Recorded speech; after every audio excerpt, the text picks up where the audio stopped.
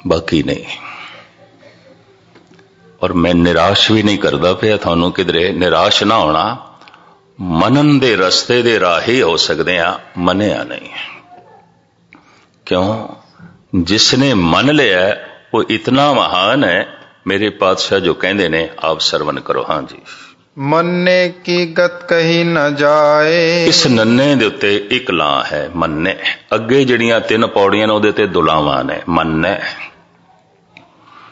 ये पहले जिहड़े मन्ने शब्द है, जिसने भी मन लिया है, जिसने भी मन लिया है परमात्मा नूं, तो परमात्मा उसदे मन दे च होवेगा। जिवें जिहड़ी बुरकी मैं खा लई है, उसदी 7 अंश मेरे शरीर दे च होवेगी।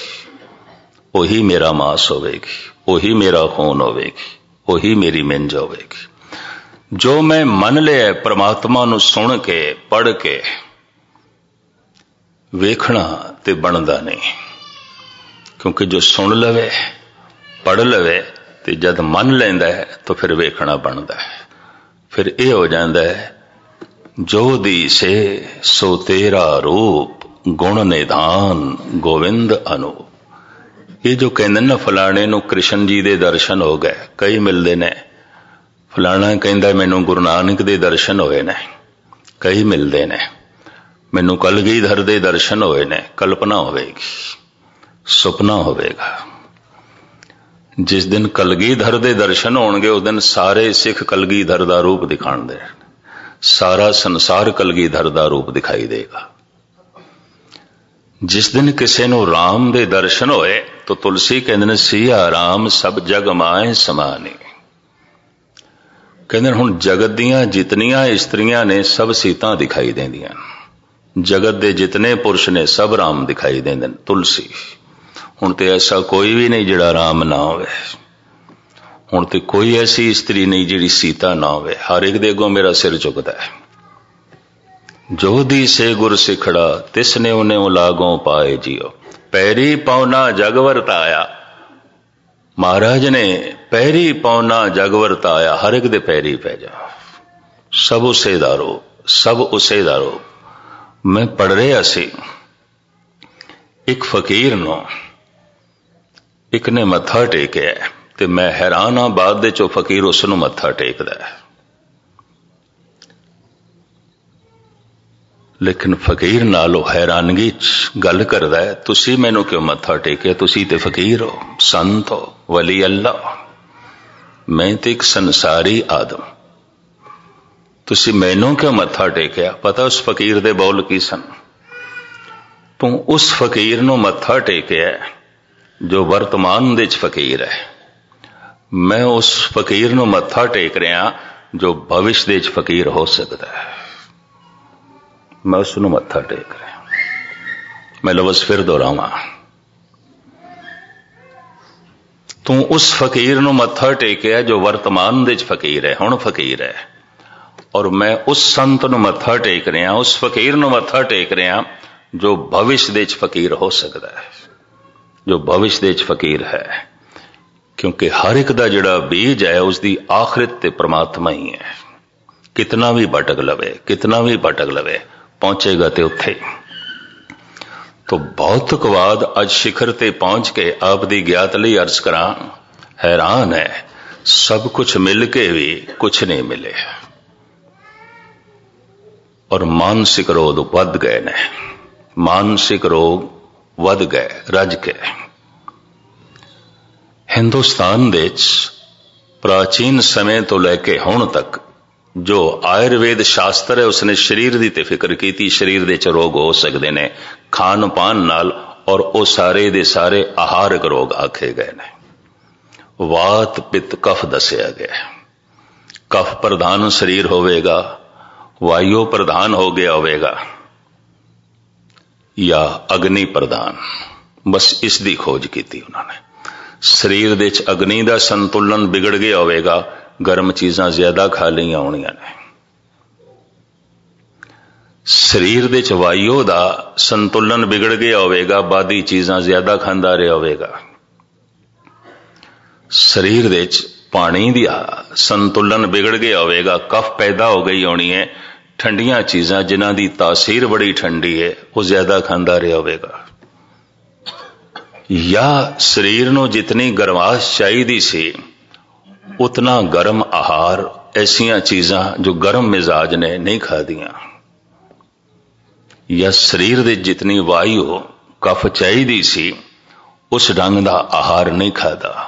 सारा आयुर्वेद शास्त्र इसे ते खड़ा है, सारी हिकमत, सारा इलाज दा ढंग इसे ते खड़ा है। वात पित्त कफ, या ते शरीर दे पानी दा संतुलन, ठंड दा संतुलन बिगड़िया, या गर्मी दा संतुलन बिगड़िया, अग्नि दा या वायु दा, और कुछ भी नहीं। ये ते पैदा होए मानसिक रोग दा कोई इलाज किया जाए, इस तरह के मनोविज्ञानक नहीं पैदा होए जैसे यूरोप दे होए। पता है क्यों? भारत विच ऐसा कबूल किया गया, जैसा मन है मन ही रोग है, मन ही रोग है, या इंज कह लो रोग दा ना ही मन है। रोगी दा इलाज हो सकता है, रोग दा इलाज नहीं हो सकता।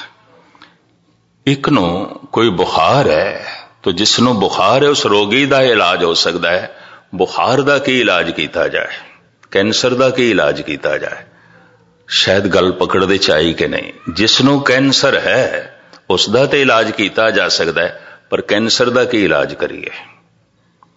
मन ही रोग है, रोग ही मन है, इसका इलाज नहीं हो सकता। तो फिर की किया जाए? भारत ने आखे इस तो पार हो जाओ, लंघ जाओ, अकल तो अगे लंघ जाओ, विचारां तो अगे लंघ जाओ, सोचनी तो अगे लंघ जाओ, उस दुनिया दे पहुंचो। भौतिकवाद की भी एक गल समझते चाहिए, वह भी कहते कोई गल नहीं, इस मन तो थले आ जाओ, बेचैन है, परेशान है, चिंता है, सब कुछ मिलके भी चिंता है।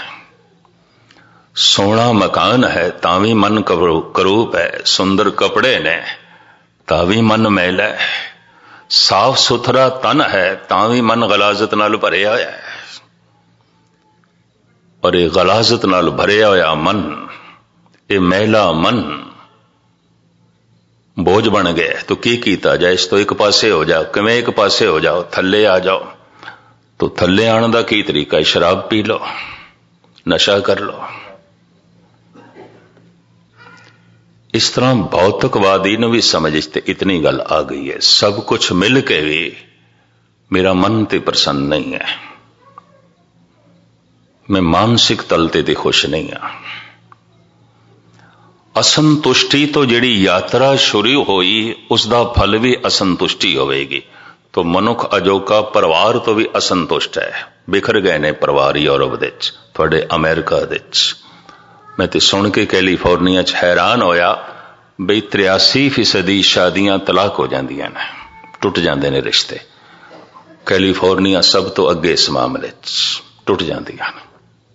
हैरान होया मैं एक डॉक्टर कोल ये आंकड़े सुन के, कहने लगे गैनी जी तुसी की गल करदे, इत्थे 83% टुट जांदियां, परिवार ते बिखर गए। असंतुष्टि,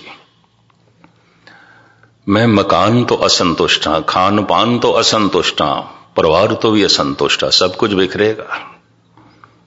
असंतुष्टि ही मेरी यात्रा का कारण बनी, तो पहुंच के भी तो असंतुष्टि नाल होवेगी ना। भौतिकवाद की इतनी शिखरता ने भी असंतुष्टि नूं वधा दिता, लोभ नूं वधा दिता, घटिया ना। उस लोभ दे दबाव हेठ आके मन मैला हो गया, चलाकियां सीख लिया, दूजे नूं धोखा किवें देना है ते दूजे नूं पिछे किवें सुटना है, इस नाल मन दे तनाव पैदा होया, मानसिक रोगां ने जन्म लिया। तो फिर की कीता कि इस रोग नाल किवें जीवीए? भारत ने साधन कढ़िया, अगे लंघ जाओ, छड़ जाओ पिछे, इस मन नूं पिछे छड़ जाओ, यही कोशिश की थी। और जो अगे लंघ गए तो अगे की सी आत्मा परमात्मा, वो जीवे परमात्मा दे तल ते। तन दी ते फिक्र उन्होंने पहले ही नहीं की थी सी, रुखां तले रात कट लवांगे कोई गल नहीं, माड़ा मोटा पहन लवांगे कोई गल नहीं, खा लवांगे कंध मोल कोई गल नहीं, तन दी ते फिक्र पहले छड्डी सी, मन तो भी अगे लंघ गए। तो ऐसा सोना ज्ञान आनंद उसकी वो चर्चा करते ने, उसका वो जिक्र करते ने। भौतिकवादी पहुंच गया बड़ी शिखर ते, सोनिया सोनिया बिल्डिंगां, सोने सोने रस्ते, खान पान, लेकिन पहुंच गया तनाव ते। संतुष्टि ने महा आनंद तक पहुंचाया ऋषि मुनिया नो, असंतुष्टि ने मानसिक रोग तक पहुंचाया यूरोप नो। तो कुदरती गल है, अगर मनुख बाहरों हर तल ते असंतुष्ट है तो फिर चर्च ते उजड़नगे, उजड़ गए। मन संतुष्ट है, बिल्कुल संतुष्ट है, और जीवन परमात्मा दा मंदिर बन गया है। हुण इस जीवन तो कदम कदम ते मंदिर ही बनणगे, और की बनेगा? गुरुद्वारे ही बनणगे। घर घर अंदर धर्मसाल होवे कीर्तन सदा वसोवा, हर घरम धर्मसाल बनेगी। अमृत वेले कीर्तन दी धुन होवेगी, वाहिगुरू दा जप होवेगा, परमात्मा दे नाम दे मंत्रां दी आवाज होवेगी घर घर दे, हर घर मंदिर बनेगा। अगर ऐसा है संतुष्टि है, अगर असंतुष्टि है फिर नहीं, फिर इन्हां दी जो है उपत नहीं होवेगी, इन्हां दी बनतर नहीं होवेगी। बने हुए जिहड़े सन वो भी उजड़नगे और उजड़ गए। तो खैर मैं अर्ज करा, मानसिक रोग का इलाज करने वाले मनोविज्ञानी भारत दे च नहीं पैदा होए। कहने लगे इलाज हो ही नहीं सकता, मन रोग है, की करिए, अगे लंघ जाओ। असंतुष्ट रहना इसका स्वभाव है, इस तो अगे लंघ जाओ संतुष्ट। फिर परमात्मा है आनंद रस। ये प्राचीन ऋषि मुनिया ने कोशिश की थी, भौतिकवादियों ने कोशिश की थी, कोई गल नहीं, सब कुछ कोल है, तां भी मन बेचैन है, चिंता है, फिक्र है, तनाव है, कोई नहीं, इस तो थले आ जाने, शराब पी लेंदे। तो पानी दी तरह चल पई शराब इन्हां मुल्कां दे, नशा। एक दौर सी गुरु के सिख अपने घर विच पूजा गृह, पूजा दा कमरा दिखांदे सन, गुरु ग्रंथ साहब दा प्रकाश। अज ते एशिया च भी देख के मैं हैरान होया, लोकी अपनी बाहर दिखांदे ने घर विच शराब दियां बोतलां सजा के रखियां ने। जमाना लंघिया, माला सजा के रखियां सन, पोथियां रखियां सन, गुटके रखे सन। हुण नहीं,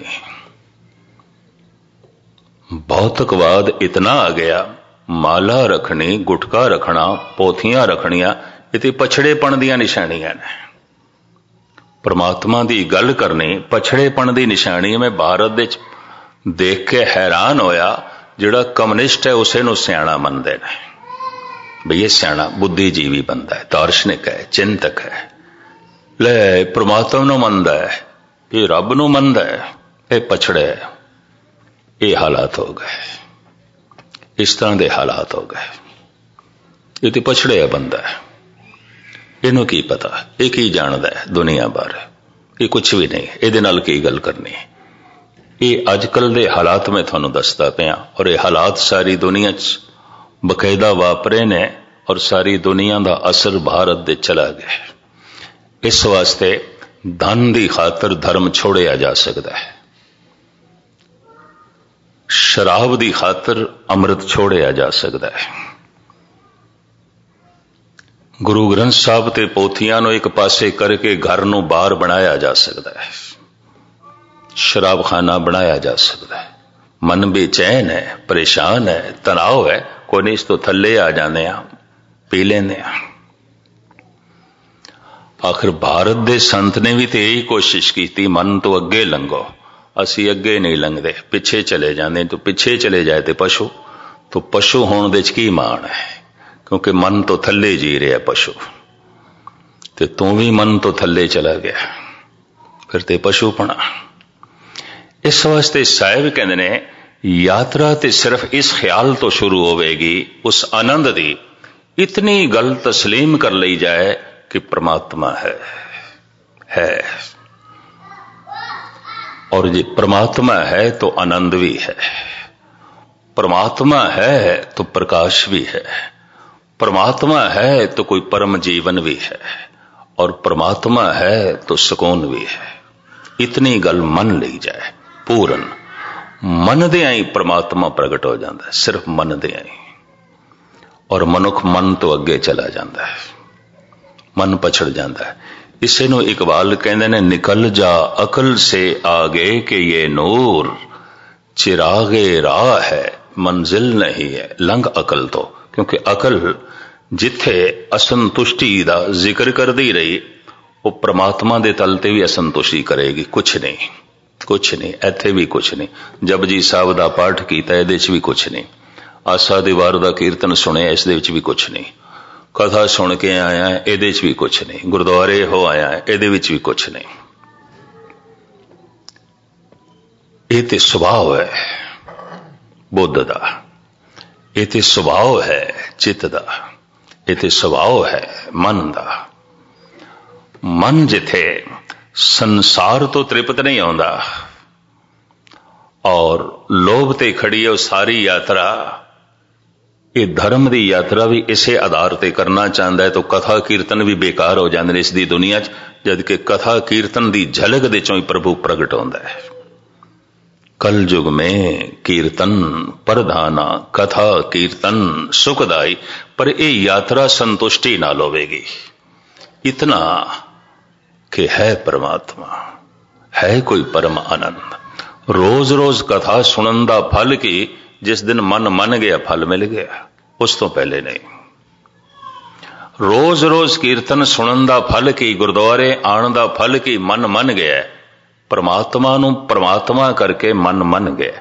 गुरु गोबिंद सिंह जी महाराज अपने मन नू गुरु कहते ने। मैं हैरान हाँ, 10वें पिता धन गुरु गोबिंद सिंह जी महाराज कहते ने, ए मेरा मन मेरा गुरु। क्यों? मनुआ गुरु मुर मनसा माई, जिन मोह को शुभ क्रिया पढ़ाई। ए मन मेरा गुरु। क्यों? मन मन्ने ते परमात्मा है, मन ना मन्ने ते नहीं है, मेरा गुरु है। अक्सर मनुख कह देंदा है, पढ़े है मन नहीं मनदा, सुने है मन नहीं मनदा, देखे है मन नहीं मनदा। सतगुरु कहते ने, मेरा मन गुरु है, मन गया। ते भगत कबीर तो पूछया गया, तुसी रब नूं किवें जाणिया? वो भी पंक्ति च गल मुकांदे ने, कहो कबीर मन मानिया, मन मानिया तो हर जानिया। बस मन मन गया, असी जान लिया, इतनी गल है। गुरुद्वारे आना उस दिन सफर समझ लेना जिस दिन मन मन जाए, और जिसदा मन मन जाए, गुरु नानक देव जी महाराज कहते हैं, उसकी महिमा बयान नहीं की जा सकती। मन्ने की गत कही ना जाए, उसकी जिहड़ी अवस्था है बयान की नहीं जा सकती। जे को कहे पछे पछताए। अगर कोई आखेगा ते जिस दिन किधरे उसदे भी मन ने मन लिया ते उसदे अंदर वो रस पैदा होए, तो फिर पश्चाताप करेगा, वो जिहड़ी मनन वाले दी मैं अवस्था बयान की सी वो नहीं है, तो उस तो अगे है, कही नहीं जा सकती, बयान की नहीं जा सकती। हाँ जी, कागद कलम न लिखण हार। इतना कागज ही नहीं है, इतनियां कलमा ही नहीं ने, और इतने लिखारी ही नहीं ने, इतने लेखक भी नहीं ने कि उस मनुख दी महिमा बयान कर सकन जिस दे मन ने मन लिया है परमात्मा है। कोई इतने लिखारी नहीं ने, और कोई इतना संसार दे कागज भी नहीं है, और इतनियां कलमा भी नहीं ने कि उस बंदे दी महिमा बयान कर सकन जिस दे मन ने मन लिया है परमात्मा है, परमात्मा है, परमात्मा है। हाँ जी, मन्ने का बह करन विचार। मनन वाले दा बैठ के, इस तरह दे सियाणे मनुख बैठ के विचार करन ते लिखण दी कोशिश करन नहीं है कागज, लिखण दी कोशिश करन नहीं ने कलमा, लिखण दी कोशिश करन इतने लेखक भी नहीं ने, इस ढंग दे लेखक भी नहीं ने। हाँ जी, ऐसा नाम निरंजन होए। परमात्मा दा नाम ऐसा धबियां तो रहत है, कालक तो रहत है, इतना उज्जवल है, ऐसा निर्मल है। हाँ जी, जे को मन जाने मन को। पर जिस दे मन ने मन लिया ओही जानदा है, जना नहीं सकता, दस नहीं सकता, वो खुद भी नहीं कह सकता, दूसरा भी नहीं कह सकता, वो खुद भी नहीं कह सकता, पर वो जानदा है कि आनंद है, रस है, बस धर्म की दुनिया च इन्नी गल है। इशारे ने, वो इशारा कर देगा मैनू मिले ये आनंद इस ढंग नाल मिले, इशारे होणगे, गल पूरी नहीं होवेगी। हुण अगले दा यकीन बजे तां ही रोज रोज दी कथा है, अगले दे यकीन बजे तां ही रोज रोज दा धर्म मंदिरां दे च आना है। अगर सुन के यकीन आ गया, मन मन गया, गुरुद्वारे आना सफल हो गया। इस मन्ने दी पौड़ी दे च होर जिहड़ियां गहराइयां ने तुच्छ बुद्धि अनुसार मैं कल फिर थोड़े सामने रखने की निमाणी कोशिश करांगा, क्योंकि मैनू ऐसा लगता है जिस अवस्था का गुरु नानक देव जी जिक्र कर रहे ने उस तरह के शब्द मैनू लभ नहीं रहे, उस तरह का कहना आ नहीं रहा जे, क्योंकि महाराज कह रहे ने ये अवस्था ऐसी है कोई ऐसे लेखक नहीं लिख सकन, कोई ऐसे दार्शनिक नहीं सोच सकन, बैठ के विचार कर सकन, और इतना कागज ही नहीं है लिखिया जा सके। तो कोई सियाणे तो सियाणा भी जिसने मन लिया उदी महिमा बयान करन लगे बाद विच पश्चाताप करेगा, नहीं मैं नहीं कह सकता, नहीं कह सकता। तो जब इतनी गल है तो हुण मैं की कह सकता और होर की कह सकता है, कोई भी कुछ नहीं कह सकता। ये अवस्था ही ऐसी है, बस तुच्छ बुद्धि अनुसार जितना भी आख्या जाएगा है थोड़ा, है थोड़ा। अगलियां पौड़ियां साहिब दसदे ने जेड़े जेड़े भी मन लेंदे हन, जो कोई भी मन लवे, इत्थे ते इतना कहंदे ने मन ने, जिसने भी मन लिया है उहदी महिमा बयान नहीं की जा सकती। अगलियां 3 पौड़ियां च कहंदे ने जेड़े जेड़े भी मन लेंदे हन, बहुवचन है, जो भी कोई मन लवे, फिर उसकी विस्तार सहित व्याख्या तुच्छ बुद्धि अनुसार मैं कल थोड़े सामने रखने की निमाणी कोशिश करांगा। अज इतनियां विचारां प्रवान करनियां। अरदास धन गुरु ग्रंथ साहब जी महाराज दे चरनां च सुन के मन मन लवे, पढ़ के मन मन लवे, रोज बाणी पढ़दे हां मन मन लवे। फल की है पढ़ी हुई बाणी दा मन मन गया, कीती हुई सेवा दा फल की है मन मन गया, कीती हुई कथा दा, सुनी हुई कथा दा फल की है मन मन गया, गुरुद्वारे आंदे रहे, सत्संग करते रहे, फल की है मन मन गया। तो हुण मन मन गया, बस ओही अपना मन वेख सकता जिसका मन मन गया, दूसरा नहीं देख सकता, ते दूसरा उसकी व्याख्या भी नहीं कर सकता।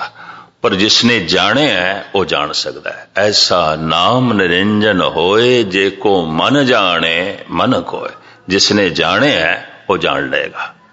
भाई इन्ना रस है, आनंद है, इतनी खेड़ा ते खुशी है। इसका विस्तार जिवें गुरु नानक देव जी महाराज बाकी करनगे कल आप जी दे सामने रखांगे। इत्थे ही समाप्ति। बार बार सारिਆਂ ਦਾ हार्दिक तौर ते धन्यवाद, भुल चुक दी क्षमा। वाहिगुरू जी का खालसा, वाहिगुरू जी की फतेह। अजूनी सैभं गुरु प्रसाद, सर्वशीलं ममं शीलं, सर्वपावने मम पावनं, सर्वकर्तव्ये ममं कर्ता, नानक लेप छेप ना लिपियते। हे प्राणनाथ गोविंदे, कृपा निधान जगत गुरु, हे संसार ताप हरणे, करुणा में सब दुख हरो। हे शरण जोग दयाले, दीनानाथ मया करो। शरीर स्वस्थ क्षीण समय, सिमरंत नानके, राम दामोदर माधवे। सतनाम श्री वाहिगुरु साहिब जीओ। ਮੰਨੈ ਸੁਰਤ ਹੋਵੈ ਮਨ ਬੁੱਧ, ਮੰਨੈ ਸਗਲ ਭਵਨ ਕੀ ਸੁਧ। ਮੰਨੈ ਮੋਹ ਚੋਟਾ ਨਾ ਖਾਏ, ਮੰਨੈ ਜਮ ਕੈ ਸਾਥ ਨ ਜਾਏ। ਐਸਾ ਨਾਮ ਨਿਰੰਜਨ ਹੋਏ, ਜੇ ਕੋ ਮਨ ਜਾਣੇ ਮਨ ਕੋਏ। ਮੰਨੈ ਮਾਰਗ ਠਾਕ ਨ ਪਾਏ, ਮੰਨੈ ਪਤ ਸਿਉ ਪ੍ਰਗਟ ਜਾਏ। ਮੰਨੈ ਮਗ ਨ ਚੱਲੈ ਪੰਥ, ਮੰਨੈ ਧਰਮ ਸਿਧੀ ਸੰਬੰਧ। ਐਸਾ ਨਾਮ ਨਿਰੰਜਨ ਹੋਏ, ਜੇ ਕੋ ਮਨ ਜਾਣੇ ਮਨ ਕੋਏ। ਐਸਾ ਨਾਮ ਨਿਰੰਜਨ ਹੋਏ, ਜੇ ਕੋ ਮਨ ਜਾਣੇ ਮਨ ਕੋਏ। ਵਾਹਿਗੁਰੂ ਜੀ ਕਾ ਖਾਲਸਾ, ਵਾਹਿਗੁਰੂ ਜੀ ਕੀ ਫਤਿਹ। ਐਸਾ ਨਾਮ ਨਿਰੰਜਨ ਹੋਏ, ਜੇ ਕੋ ਮਨ ਜਾਣੇ ਮਨ ਕੋਏ।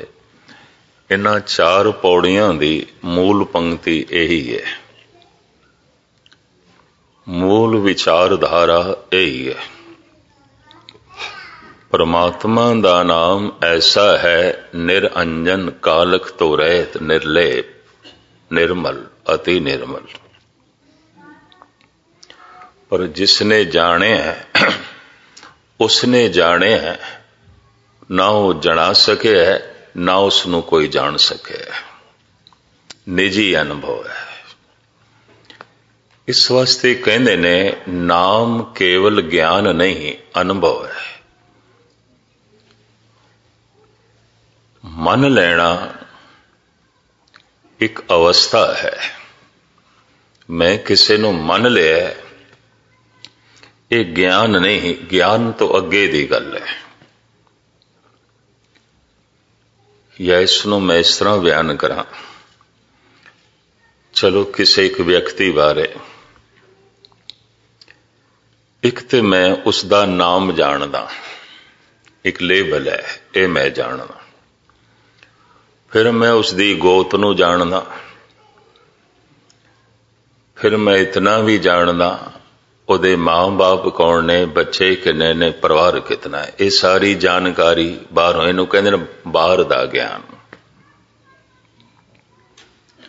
ਬੈਰੂਨੀ ਗਿਆਨ। ਦੂਸਰਾ, ਕੁਛ ਦਿਨ ਉਸ ਦੀ ਸੰਗਤ ਕਰਨ ਤੋਂ ਬਾਅਦ ਮੈਂ ਉਹਦੇ ਅੰਤਰੀਵ ਗਿਆਨ ਤੋਂ ਵੀ ਵਾਕਿਫ ਹੋ ਗਿਆ। ਉਹਦਾ ਸੁਭਾਅ ਕੀ ਹੈ, ਉਹਦੇ ਵਿਚਾਰ ਕੀ ਨੇ, ਉਹਦੀ ਸੋਚਣੀ ਕੀ ਹੈ, ਉਹਦੀ ਚਿਤਵਨੀ ਕੀ ਹੈ। ਕੁਛ ਦਿਨ ਉਸ ਦੇ ਨਾਲ ਰਹਿੰਦਿਆਂ ਉਸ ਦੇ ਅੰਤਰੀਵ ਗਿਆਨ ਦਾ ਵੀ ਪਤਾ ਚੱਲ ਗਿਆ। ਬੈਰੂਨੀ ਗਿਆਨ, ਮੈਂ ਉਸ ਦਾ ਨਾਮ ਜਾਣਦਾ, ਮੈਂ ਉਹਦੇ ਥਾਂ ਟਿਕਾਣੇ ਨੂੰ ਜਾਣਦਾ ਜਿੱਥੇ ਰਹਿੰਦਾ, ਮੈਂ ਉਸਦੇ ਪਰਿਵਾਰ ਦੇ ਮੈਂਬਰਾਂ ਨੂੰ ਜਾਣਦਾ, ਮੈਂ ਉਹਦੇ ਰੰਗ ਰੂਪ ਗੋਤ ਨੂੰ ਜਾਣਦਾ। ਇਹ ਸਭ ਬੈਰੂਨੀ ਗਿਆਨ ਹੈ, ਬਾਹਰ ਦਾ ਗਿਆਨ ਹੈ। ਫਿਰ ਮੈਂ ਉਸਦੇ ਥੋੜੇ ਅੰਤਰੀਵ ਨੂੰ ਜਾਣਦਾ, ਉਹਦੇ ਸੁਭਾਅ ਨੂੰ ਜਾਣਦਾ। ਤਮੋ ਗੁਣੀ ਹੈ, ਰਜੋ ਗੁਣੀ ਹੈ, ਸਤੋ ਗੁਣੀ ਹੈ। ਕੁਛ ਉਸਦੇ ਵਿਚਾਰਾਂ ਦਾ ਪਤਾ ਚੱਲਦਾ ਹੈ, ਧਾਰਮਿਕ ਹੈ, ਰਾਜਨੀਤਿਕ ਹੈ। ਉਸਦੇ ਵਿਵਹਾਰ ਤੋਂ, ਉਸਦੇ ਉੱਠਣ ਬੈਠਣ ਤੋਂ, ਉਸਦੇ ਨਾਲ ਕੁਛ ਰਹਿਣ ਤੋਂ, ਉਹਦੀ ਸੋਚਣੀ ਦਾ, ਉਹਦੇ ਵਿਚਾਰਾਂ ਦਾ, ਉਹਦੀ ਚਿਤਵਨੀਆਂ ਦਾ ਪਤਾ ਚੱਲਦਾ ਹੈ। ਇਹ ਅੰਤਰੀਵ ਗਿਆਨ ਹੈ। ਪਰ ਇਸ ਤੋਂ ਬਾਅਦ ਇੱਕ ਹੋਰ ਗਿਆਨ ਹੈ, ਜਿਸ ਨੂੰ ਅਨੁਭਵ ਵੀ ਕਹਿ ਦਿੰਦੇ ਨੇ। ਸਾਰੀ ਦੁਨੀਆ ਦੇ ਮਨੁੱਖਾਂ ਦੀ ਮੂਲ ਸਮੱਸਿਆ ਇੱਕੋ ਹੀ ਹੈ, ਅਲੱਗ-ਅਲੱਗ ਨਹੀਂ ਹੈ। ਮੁਲਕ ਅਲੱਗ-ਅਲੱਗ ਹੋ ਸਕਦੇ ਨੇ, ਜ਼ਾਤ ਪਾਤ ਅਲੱਗ-ਅਲੱਗ ਹੋ ਸਕਦੀ ਹੈ, ਮਜ਼ਹਬ ਅਲੱਗ-ਅਲੱਗ ਹੋ ਸਕਦੇ ਨੇ, ਭਾਸ਼ਾ ਅਲੱਗ-ਅਲੱਗ ਹੋ ਸਕਦੀ ਹੈ, ਰੰਗ ਰੂਪ ਨਸਲ ਅਲੱਗ-ਅਲੱਗ ਹੋ ਸਕਦੀ ਹੈ। ਸਭ ਦੀ ਮੂਲ ਸਮੱਸਿਆ ਇੱਕੋ ਹੀ ਹੈ, ਅਹੰਕਾਰ ਹੈ, ਲੋਭ ਹੈ, काम है और कोई समस्या नहीं। चाहे वो पढ़ा लिखा है चाहे अनपढ़ है, चाहे हिंदू है, मुस्लिम है, सिख है, ईसाई है, जैन है, बौद्ध है, यहूदी है, पारसी है, चाहे वो किसी मुल्क दा है, किसी गोत दा है, किसी रंग रूप नस्ल दा है, सारे मनुखां दी मूल समस्या इक्को ही है। ये अनुभवी ज्ञान है। इस वास्ते जद कदी कोई लोभ करके गिरेगा, हंकार करके गिरेगा, वासना करके गिरेगा, उसनों तरस आएगा, दया आवेगी, उन्हें पता है समस्या ही है और कोई समस्या नहीं है। ये अनुभवी ज्ञान है। कि सिर्फ बाहर का ज्ञान नहीं कि चलो मैं उसके नाम नूं जानदा, उसकी गोत नूं जानदा, उसके परिवार नूं जानदा, भाषा किहड़ी बोलदा है, रंग रूप नस्ल की, ते सब बाहर की जानकारी है। कुछ दिन उसकी संगत करन तो उसके विचारां दा पता चलता है, व्यवहार का पता चलता है, तमो गुणी है, सतो गुणी है, रजो गुणी है। लेकिन एक है अनुभवी ज्ञान कि सारे मनुखां दी, चाहे अनपढ़ है चाहे पढ़ा लिखा है, चाहे मूर्ख है चाहे सियाणा है, चाहे बड़िया बड़िया डिग्रियां ने कोल, बहुत पढ़ा लिखा है, दार्शनिक है, चिंतक है, फिलासफर है, या बिल्कुल मूढ़ है, समस्या एक कोई है। ते भी महर्ष करते हैं सारे दी। ये अनुभवी ज्ञान है। इस तरह मनुख लेंदा नहीं इस गल नूं। जद किसी नूं गिरदा होया देखदा है ते गिरावट की है, किधरे लोभवश होके बेईमान हो गया, किधरे हंकारवश होके हिंसक हो गया, किधरे वासनावश होके दुराचारी हो गया। इस सीमा का फर्क है, डिग्री का फर्क है। वासना दे च ओ भी है, हंकार दे च ओ भी है, या लोभ दे च ओ भी है। फर्क सिर्फ इतना है, 100 डिग्री ते गर्म हो जाए पानी ते भाप बन जाता, उस तो पहले नहीं। डिग्री का फर्क हो सकता 99 ते होवेगा, लोभ उस दे अंदर भी है। वो जद किसी नूं गिरिया होया वेखदा है तो उसनूं तरस आ जाता है। ये अनुभवी ज्ञान है। ईश्वरी चिंतन करदे समझ पैंदी है, इस वास्ते उसनूं तरस आवेगा। अज तक किसी संत ने चोर नूं मारिया नहीं, चोर ते उसनूं तरस आया। अज तक किसी संत ने दुराचारी नाल व्यवहार गलत नहीं किया, उस दे ते उसनूं तरस आया। पर जो सन्नी उपर चोर, सन लांदा किधरे चोर पकड़िया जाए, गुस्ताखी माफ, जिहड़े पक्के चोर ने रज के कुटणगे, उसनूं मारनगे। मारन का मुद्दा की होवेगा, तू कम वक्त चोरी दे सफल हो गए, असी होए नहीं, कदी होए नहीं, तू किस तरह सफल हो गए? ये कारण होवेगा। उसकी जिहड़ी नैतिकता है, बस डिग्री का ही फर्क है थोड़े जिहा। 99 ते होवेगा, 98 ते होवेगा। संत नूं हर गिरे ते तरस आएगा, उन्होंने दिसेगा औगण मनुख की कमजोरी है, गुण प्रभु की बख्शिश है, अकाल पुरख की रहमत है। किसी दे अंदर गुणा नूं वेखेगा तो ईश्वर की उपमा करन लग पेगा, किसी दे अंदर अवगुणा नूं देखेगा तरस आवेगा, दया आवेगी। एक अनुभवी ज्ञान है। संसार बारे में कह रहे हैं, मनुखों बारे में कह रहे हैं। एक दफा मैं फिर दोहरा दिया, गल पूरी पकड़ दे च आ जाए। एक ते बाहर का ज्ञान है, मैं सिर्फ उसका नाम जानदा, उसके परिवार नूं जानदा, मैंबर किन्ने ने, घर किथे, थां ठिकाना कितने, जात गोत की है, बस इन्ना। दूसरा, कुछ दिन मैं उसकी संगत की, 10-20 दिन महीना, उहदे थोड़े जिहा सुभाव का पता चलिया है। तमो गुणी है, रजो गुणी है, सतो गुणी है, पता चल जाता है व्यवहार तो।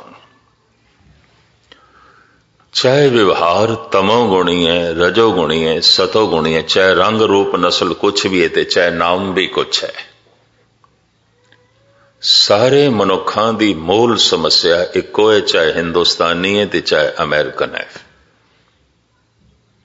चाहे वो अरबियन है ते चाहे ईरानी है, चाहे चीनी है ते चाहे जापानी है, सारे मनुखा की मूल समस्या इको ही है। और ऐसा कोई देश नहीं जिथे हिंसा ना होवे, बेईमानी ना होवे, दुराचार ना होवे। तुसी किसी एक देश का भी ना लो, नहीं है, सब जगह मौजूद है। ये मनुख की मूल समस्या है। फौज नाल, पुलिस नाल, अदालतां नाल ये मसले नहीं हल होंदे, ना अज तक हल होए ने। और ये भी मैं अर्ज करा, एक मनुख किसी का कतल कर देवे, अपराध है, बहुत वड्डा अपराध है। ओदा हंकार उसनू इस हद तक हिंसात्मक बना दिता, उसने एक दी जान ले ली, फिर हुण कानून उसकी जान लवेगा, उन्होंने सजाए मौत।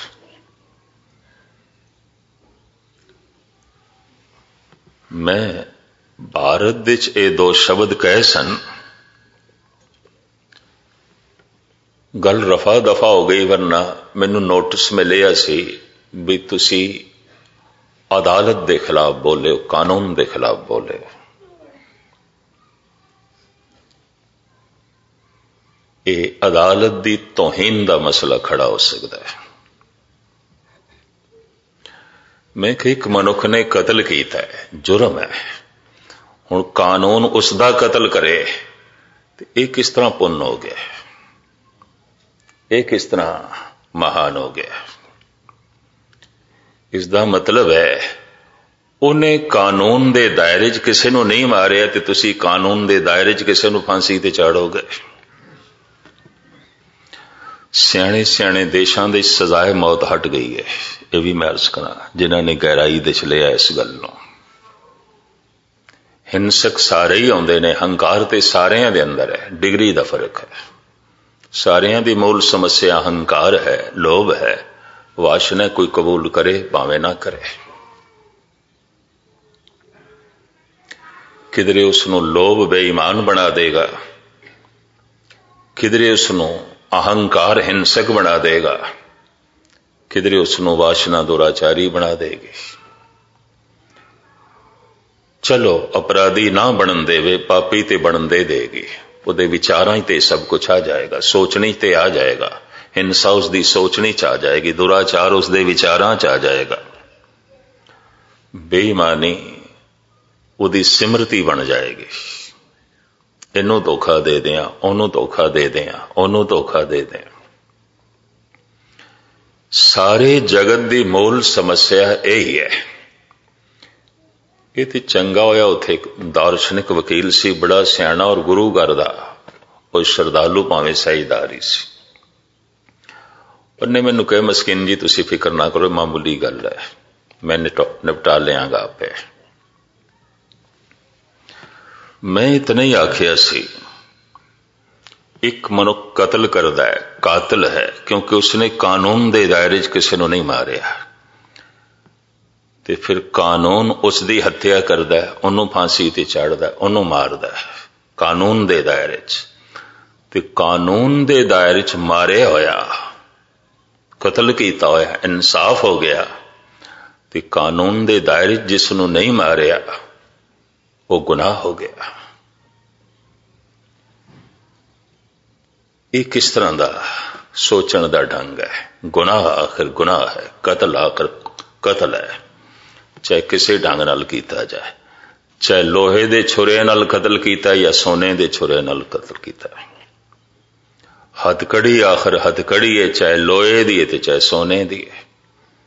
भावें किसी नूं सोने दी जंजीरां नाल बन के रख दो, भावें किसी नूं पित्तल दी ते भावें किसी नूं लोहे दी बन के ते रख दिता है, अगला बनीज ते गया। तो कोई मान नाल आखे नहीं जी असी सोने दी जंजीरां नाल बने, सोने के पिंजरे च बंद किया है ना। मैनू इस संबंध एक गाथा याद आई पुरानी। मंसूर नूं जद सूली ते चाड़न लगे ते सूली तो पहले सारियां ने उसनूं पत्थर भी मारना सी, ये भी सजा सी। और कसूर उसका यही सी कि बेचारा बेकसूर सी। बस इन्नी गल है। कसूरवारां दी महफिल दे विच बिल्कुल बेकसूर होके जीवना भी एक कसूर हो जाता है। ये भी मैं अर्ज करते हैं। पापियां दे इकट्ठ दे विच पुनीत होके जीवना भी एक पाप हो जाता है। मूर्खां दी महफिल दे विच बहुत सियाणा हो जाना भी एक मूर्खता हो जाती है। बस उसका यही कसूर सी, बेचारा बेकसूर सी। बादशाह दा हुक्म सूली ते बाद चाड़ांगे, पहले इसनूं एक एक पत्थर मारो। इस इकट्ठ दे शिबली भी सी, मंसूर दा दोस्त। जैसे मंसूर सूफी सी, वह भी सूफी सी। मंसूर ने खुदा नूं समझिया सी, उसका अनुभव सी, खुदा उसकी जिंदगी सी, उन्होंने प्राप्त कर लिया सी। शिबली दी समझ दे ते आई, अनुभव ते सी उसका, लेकिन अजे उस पद्धर ते नहीं सी, वो प्राप्ति नहीं सी जो मंसूर कोल सी। लेकिन इतना जरूर पता सी मंसूर बेकसूर है। पर उन्हें देखिया हुण सारियां ने पत्थर चुक ले ने मारन वास्ते, ते मैं ना चुकया ते मैं ना मारिया, ते मैनू साथी समझ के किधर मैनू ही सूली ते ना चाड़न। हुक्म होया मारो। सारियां ने पत्थर मारे।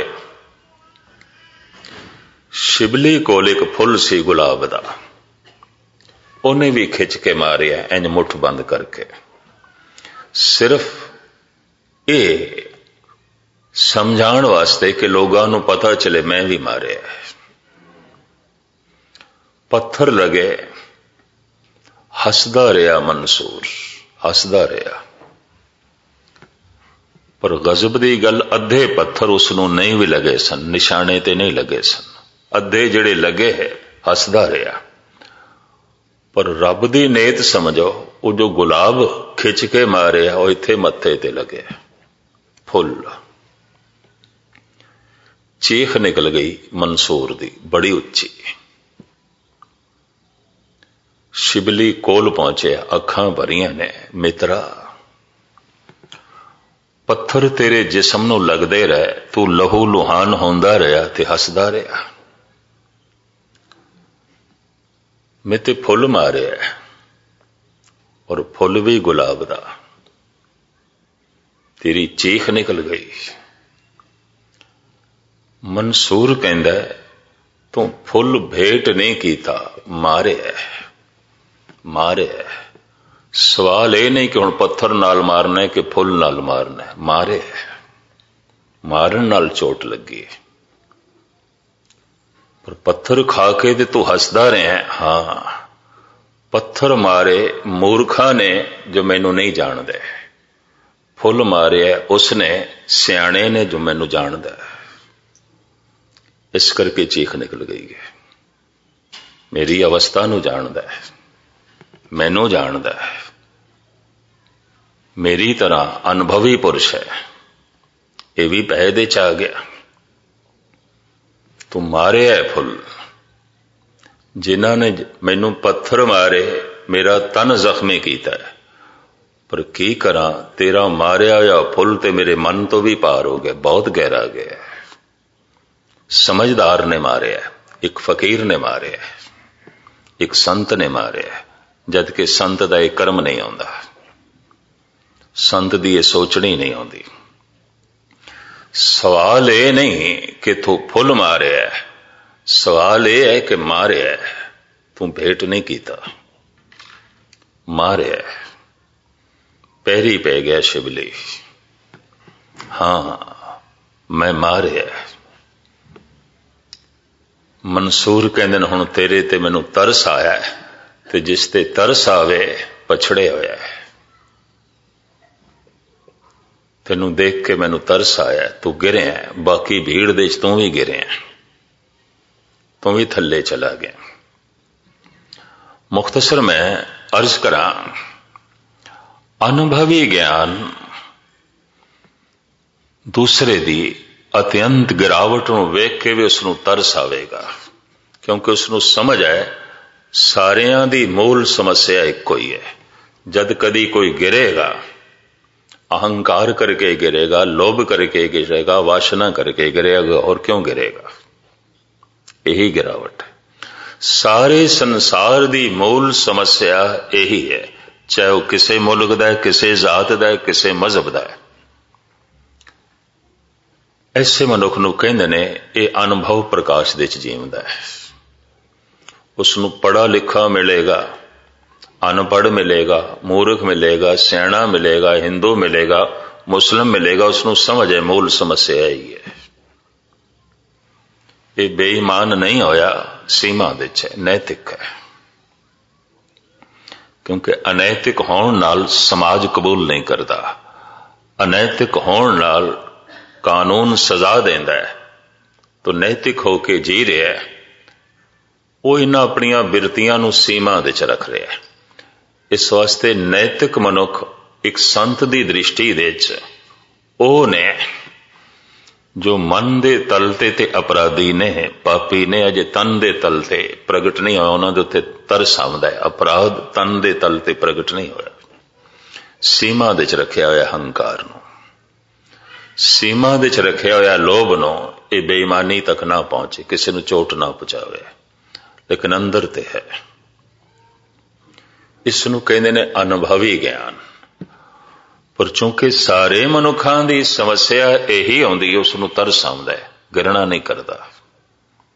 अगर घृणा भी करता है तो यह अनुभवी पुरुष नहीं है, तो संसारी है, बिल्कुल दुनियावी बंदा है। अगर यह घृणा करता है, नफरत करता है, अक्सर